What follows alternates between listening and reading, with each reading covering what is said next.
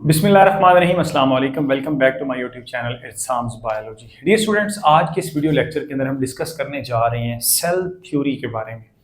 Cell theory basically है क्या? 17th century से लेकर 19th सेंचुरी तक साइंटिस्ट ये बात प्रूव करने में लगे रहे कि ये जो लाइफ है, ये जो लिविंग ऑर्गेनिज्म है, ये सेल से मिलकर बने हुए हैं।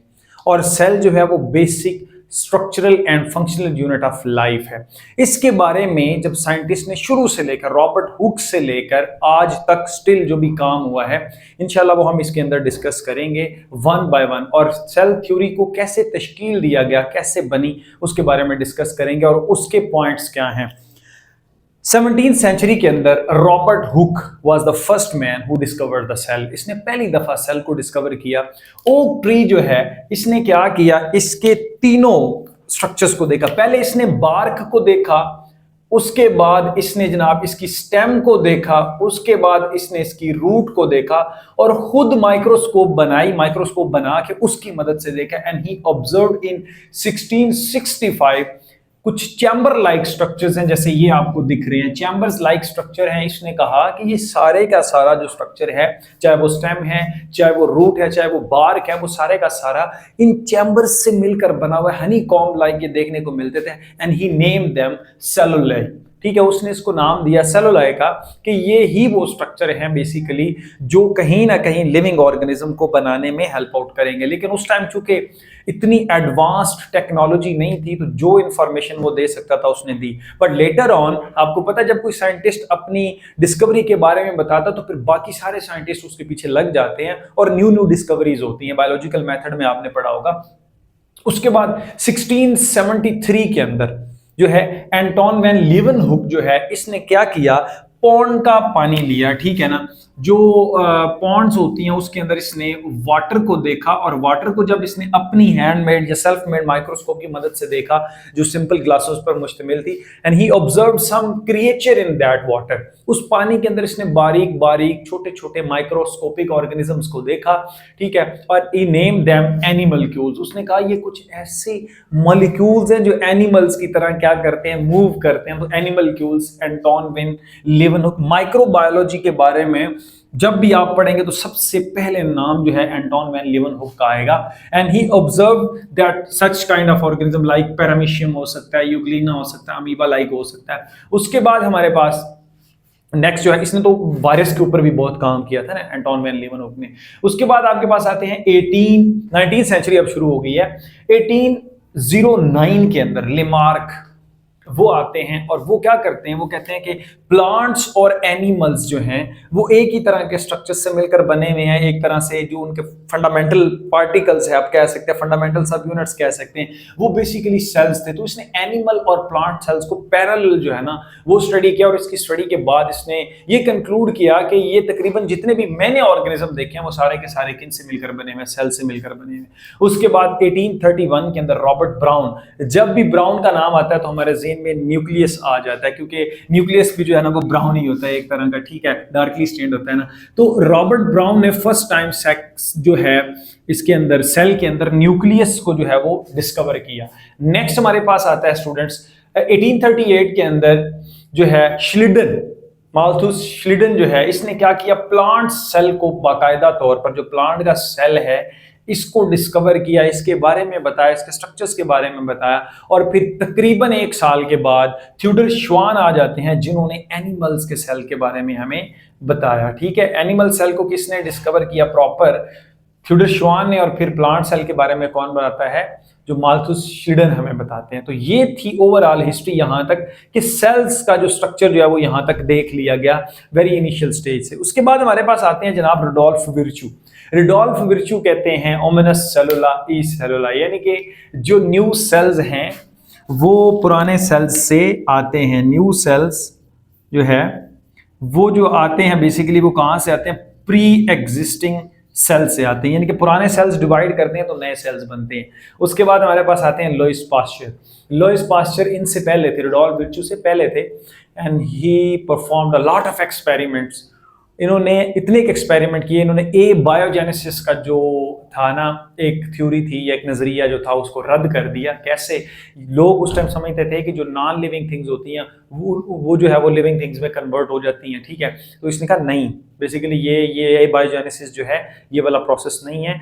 पुरानी चीज़ों से, यानी कि पुराने सेल से ही न्यू सेल्स बनते हैं। लाइफ ही लाइफ को आगे जन्म देती है। अगर एक लाइफ डेथ उसकी हो जाती है तो वो न्यू लाइफ को जन्म नहीं दे सकती, ठीक है। सो इसके बारे में जो है ना वो लॉइस पास्चर बताते हैं। और लॉइस पास्चर ने स्पेशली जो है वो जर्म थ्योरी के ऊपर बड़ा काम किया, ठीक है, जो कि रॉबर्ट कोच ने बाद में उसको उसके 3 के 4 जो थे वो प्रिंसिपल और उसके जो पॉइंट्स थे वो दिए थे। तो लॉइस पास्चर ने ये कंफर्म कर दिया इस सारी बात को कि जो लिविंग ऑर्गेनिजम्स होते हैं वो सेल से मिलकर बने हुए हैं, और सेल्स ही जो होते हैं न्यू सेल्स पुराने सेल्स से बनते हैं। और इसी तरह से कुछ लिविंग ऑर्गेनिजम्स जो होते हैं वो बीमारी पैदा करने के लिए जो है वो आप समझ लें उनके कि वो रिस्पॉन्सिबल होते हैं, और वो आपके पास अल्टीमेटली क्या थे? सेल्स थे, जैसे माइक्रो ऑर्गेनिज्म। इसी बेस पर मेरा बेटा सेल थ्योरी के 3 पॉइंट्स जो है वो दिए गए। सबसे पहले, all the organism are made up of one cell. या तो एक सेल हो सकता है यूनिसेलुलर, या आप कह सकते हैं मल्टीपल सेल्स। कि जब तक आप लाइफ के बारे में पढ़ते हैं तो लाइफ या तो एक सेल पर मुश्तमिल होगी या मल्टीपल सेल्स पर मुश्तमिल होगी। इसका मतलब ये है कि सेल है तो लाइफ है, सेल नहीं है तो लाइफ नहीं है, ठीक है। इसमें कुछ कंट्राडिक्शन है, वो भी मैं आपके साथ आगे डिस्कस करता हूं। उसके बाद basic structural and functional unit of life जो है वो क्या है? सेल है। Cell is the basic structural and functional unit of life. ये मैंने जब चैप्टर स्टार्ट किया तो उस टाइम मैंने बड़ा डिटेल के साथ आपको बता दिया। उसके बाद ये पॉइंट कि new sales arise from older one. जब ओल्डर सेल्स, जो प्री एग्जिस्टिंग सेल, पहले से मौजूद सेल डिवाइड करते हैं तो क्या होता है स्टूडेंट्स? न्यू सेल्स बनते हैं। जैसा कि आपके पास ये है, फॉर एग्जांपल ये एक पुराना सेल था, जब ये डिवाइड होने लगा तो इसके सेल, इसके नंबर ऑफ क्रोमोसोम्स के अंदर डबलिंग हुई, इसके साइटोप्लाज्म के अंदर डबलिंग हुई, और अल्टीमेटली ये 2 सेल्स के अंदर क्या हो गया? डिवाइड हो गया। ये जो था आपके पास प्लांट एनिमल सेल है तो ये श्वान ने किया था, ये प्लांट सेल है तो ये इसके बारे में बताया था श्रीडर ने आपको, ठीक है। उसके बाद हमारे पास आता है कि वैलिडेशन ऑफ थ्योरी। ये जो थ्योरी है ये वैलिड है, ठीक है। इसके कौन कौन से पॉइंट्स हैं? कैसे पता चला कि ये सारे जो 3 पॉइंट्स हैं ये वैलिड है स्टूडेंट्स? तो याद रखें, हमें इसके बारे में जो है वो बताते हैं साइंटिस्ट। जब लाइट माइक्रोस्कोप आई और उसके बाद इलेक्ट्रॉन माइक्रोस्कोप आई, इलेक्ट्रॉन माइक्रोस्कोप के बाद तो फिर कंफर्मेशन होनी ही थी, क्योंकि अल्ट्रा स्ट्रक्चर्स भी देख लिए गए, सेल के अंदर जो स्ट्रक्चर मौजूद थे वो देख लिए गए। By using light microscope and electron microscope हमें पता चला कि जितने भी लिविंग ऑर्गेनिज्म है, जब उनके टिश्यूज को देखा गया, ऑर्गन्स को देखा गया, तो वो सारे के सारे किससे मिलकर बने होते? सेल से मिलकर बने होते।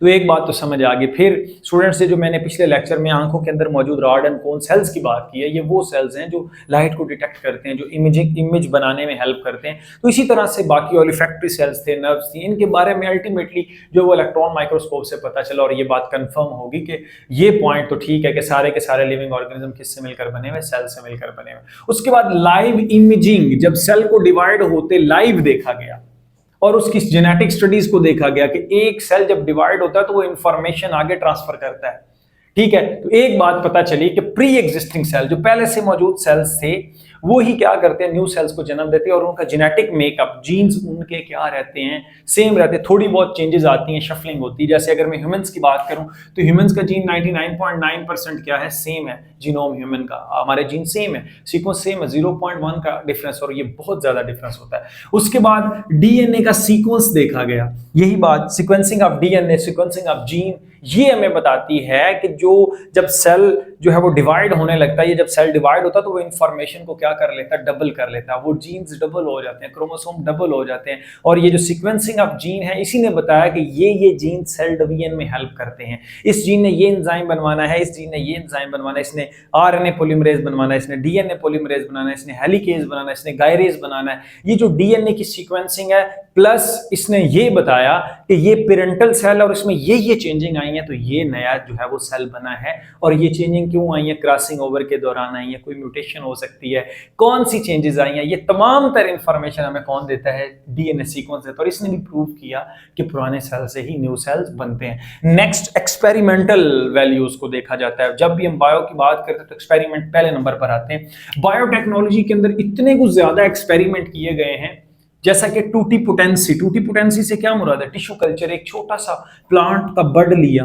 उससे पूरे का पूरा प्लांट बना दिया। एनिमल्स का एक सिंपल सेल लिया, एक सिंपल सेल, उससे पूरे का पूरा एनिमल बना दिया। डॉली शीप आपके पास है। क्लोनिंग, टिश्यू कल्चर, टूटी पोटेंसी, एक सेल के अंदर कैपेबिलिटी होती है कि वो पूरे का पूरा ऑर्गेनिज्म बना सकता है। ठीक है प्यारे बच्चों, तो ये जो चीज है ये एक्सपेरिमेंटल बेसिस पर है। सही है, ये एक्सपेरिमेंट्स ने बताया कि all the organisms are made up of cells, cells are structural and functional unit of life, and then new cells are new cells are formed by division of previous या pre existing cells. ये चारों बातें जो है, चारों points बताते हैं कि थ्योरी वैलिड है। ठीक है, कौन सी थ्योरी? आपको पता है, सेल थ्योरी। उसके बाद हमारे पास आता है कि कौन कौन से एरर्स हैं, कौन से ऐसे पॉइंट्स हैं, कौन से ऐसे ऑर्गेनिजम्स हैं जो सेल थ्योरी को फॉलो नहीं करते। तो सबसे पहले हमारे जो जहन में आते हैं वो है viruses. Viruses are basically particles. ठीक है, मैंने इसके ऊपर बड़ा डिटेल्ड लेक्चर दिया है सेकंड चैप्टर में। ये पार्टिकल है, इन्फेक्शियस एंटिटीज हैं, ये सेल नहीं है, ये ए सेलुलर है, समझ आ रही है? बट ये क्या करते हैं? रिप्रोड्यूस करते हैं।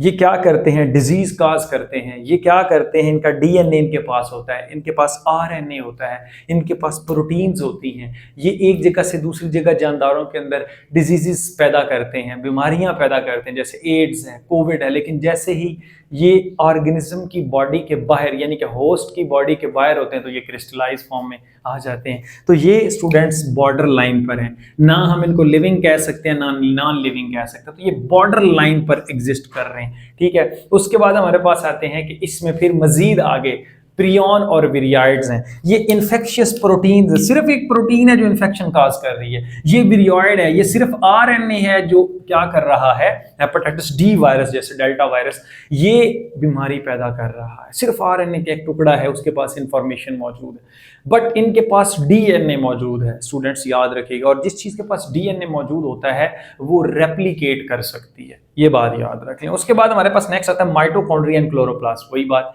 ये माइटोकॉन्ड्रिया है, ये क्लोरोप्लास्ट है। जब इनको देखा गया तो इनके पास अपना डीएनए, अपना आरएनए और अपनी प्रोटीन्स होती हैं, राइबोसोम्स, और ये अपनी प्रोटीन्स बना सकते हैं। ठीक है, ये फंडामेंटल स्ट्रक्चर्स इनके पास मौजूद होते हैं, ये सेल्फ रेप्लिकेटिंग। इसी वजह से ये सेल के अंदर पाए जाते हैं, तो इनको कहा जाता है cell within a cell, cell के अंदर एक सेल मौजूद है स्टूडेंट। ठीक है, तो ये चीज जो है, ये भी जो है वो सेल थ्योरी को फॉलो नहीं करती। कंट्राडिक्शन इसके अंदर आता है कि खुद ब खुद कैसे डिवाइड हो जाते हैं। उसके पीछे जो राज है वो डिवाइड होने वाला वो है डीएनए।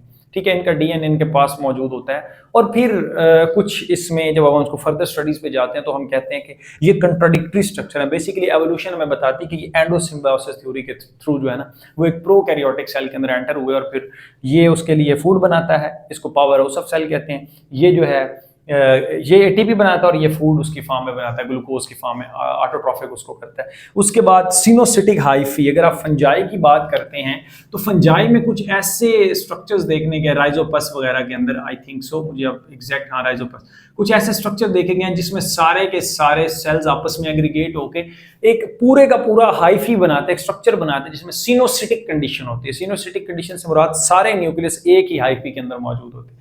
तो ये चीज जो है ना, ये थोड़ा सा कंट्राडिक्ट यहाँ पर आके करती है कि वो कैसे, फिर वो सेल थ्योरी के जो जो फंडामेंटल्स हैं उसके बारे में जो है ना, वो बताते हैं कि सेल्स कैसे एक जो है अपनी स्पेसिफिक बाउंड्री जो है वो रखते हैं, और फिर सेल का स्ट्रक्चर जो है वो किस तरह से मेंटेन होगा। सिमिलरली मायोसाइट्स, ह्यूमन मसल्स की अगर बात की जाए, ह्यूमन मसल्स जो हैं या वर्टिब्रेट्स के जो मसल्स होते हैं, ये प्यारे बच्चों सेल्स मिलकर एक लंबा सा फाइबर बनाते हैं, और इस फाइबर के पेरिफेरल एरियाज के ऊपर न्यूक्लियस मौजूद होते हैं, ह्यूमन न्यूक्लियस, और इसी तरह से ऑस्टियोक्लास्ट सेल्स होते हैं जो कि मल्टी न्यूक्लिएट है। तो मल्टी न्यूक्लिएट सिस्टम के अंदर पता नहीं चलता, या कहा जाता है कि ये यहाँ पर कंट्राडिक्शन है, और लेकिन पॉइंट्स वही है कि वो लाइफ है तो लाइफ के पास सेल्स होते हैं। सही हो गया, सेल्स चाहे एग्रीगेट की फॉर्म में है चाहे सेपरेट है। सो मैं उम्मीद करूंगा स्टूडेंट्स कि आपको मेरा ये वीडियो लेक्चर अच्छा लगा होगा। Stay connected, thank you and अल्लाह हाफिज़।